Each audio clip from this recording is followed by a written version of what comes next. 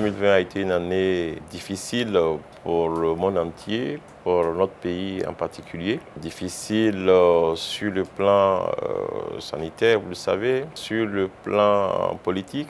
Et effectivement, des difficultés qui se sont répercutées sur l'activité en général. Et le port étant un baromètre de l'activité, il va sans dire que des difficultés dans l'environnement économique immédiat de la Côte d'Ivoire et dans l'environnement économique mondial se font ressentir au port. Nonobstant cela, le port, finalement, les choses ont été contenues, traduisant aussi la résilience de notre économie. Parce que même dans cette difficulté, nous avons pu, en termes de certification, maintenir nos certificats. Nous, en termes de notation financière, nous avons conservé un peu de notation financière. Nous avons pu, dans ce contexte de 2020, comme je l'ai dit, lancer des projets. Il y a un nouveau terminal qui est en cours, terminal céréalier. 2020 aussi, ça a été quelques moments de clair en termes de joie.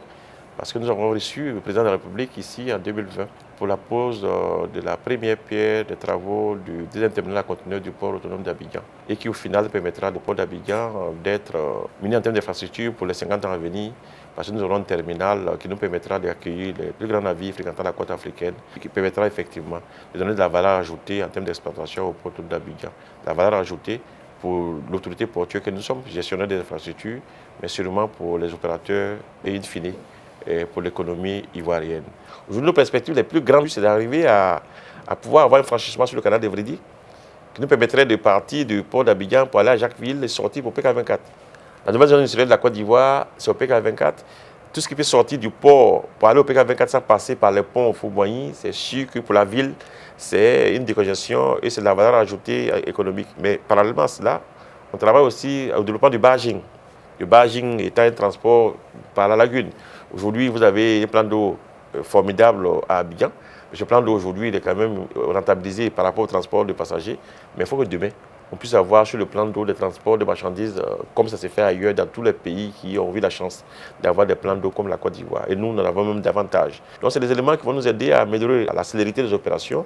Évidemment, quand les opérateurs arrivent à travailler dans un environnement décongestionné, ça accroît la productivité et ça fait des valeurs ajoutées en termes de rentabilité. Donc, ce sont des projets de grande envergure qu'il faut lancer.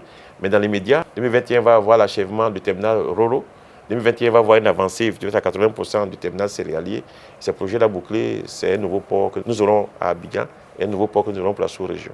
2020, le port n'a pas arrêté de continuer à travailler pour l'économie. Le port continuera. Fasse Dieu que le port puisse continuer dans un contexte stable, paisible et fait de solidarité.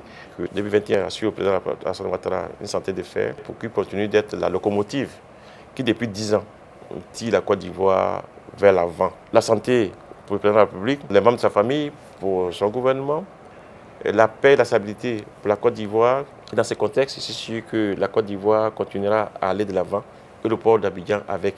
Et parlant du port d'Abidjan, je voudrais aussi, à ce niveau, souhaiter que 2021 soit pour tous les travailleurs du port d'Abidjan une année de pleine santé et de paix intérieure, de paix avec l'environnement des affaires, de paix entre les travailleurs du port et que la communauté portuaire qui, en symbiose, travaille pour faire avancer la place portuaire d'Abidjan.